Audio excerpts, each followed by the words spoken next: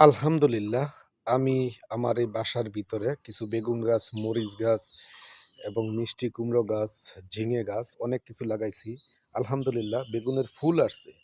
এইখানে অনেক অপরিষ্কার ছিল, ময়লা ছিল, অর্থাৎ ঘাসে ভরপুর ছিল। সেগুলো পরিষ্কার করলে সব জিনিসই ভালো লাগে। এবং এই যে পেয়ারা গাছও আছে, আমি এই গাছগুলো সব পরিষ্কার করে দিছি। এই যে দেখেন এইখানে নোংরায় ভরপুর। এটা হলো সবেদা গাছ। এই যে সবেদাও আছে ইনশাল্লাহ। এই যে দেখেন একটা সবেদা আছে। কিন্তু দেখেন এই অপরিষ্কারের কারণে এই গাছগুলা কিন্তু দেখা যাচ্ছে না। এই যে বেগুন গাছেও কিন্তু সুন্দর ফুল আসছে। তাই আপনার জীবনটাকে এরকম ক্লিন করুন। এরকম অপরিষ্কার যেন ঝঞ্ঝাট জীবনে না থাকে। তাহলে কিন্তু এই গাছের মতন আপনার জীবনটাকে কিন্তু আলহামদুলিল্লাহ সুন্দর লাগবে। সবাই ভালো থাকবেন, সুস্থ থাকবেন এবং আরেকটু দেখাই নেই, এই যে আমার গোলাপ ফুল গাছ আছে। ২ ধরনের গোলাপ, সাদা এবং লাল। দেখেন কি অপরূপ সৌন্দর্য। এখানে আবার অনেক এই যে মরিচ গাছটা দেখেন, মরিচটা দেখাই কিন্তু এটা অপরিষ্কার তাই এটা সুন্দর দেখা যাচ্ছে না।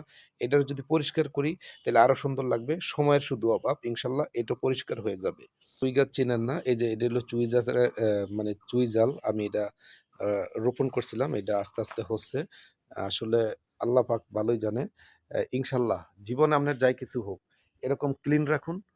ইনশাআল্লাহ জঞ্জাট থাকবে না। অপরিষ্কার কখনো রাখতে নেই। সবসময় এরকম যদি পরিষ্কার থাকে তাহলে জীবন সুন্দর। ঠিক আছে? আসুন আমরা সবাই এভাবে নিজেকে পরিষ্কার রাখি। Thank you.